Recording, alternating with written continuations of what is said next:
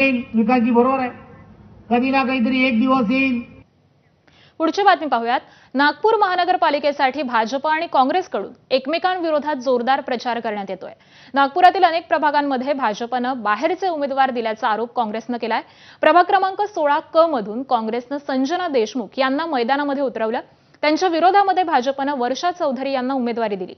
त्यामुळे प्रभागाबाहेरचा उमेदवार हाच आमचा मुद्दा असल्याचं मत हे काँग्रेसच्या नागपुरातील उमेदवार संजना देशमुख यांनी व्यक्त केलंय.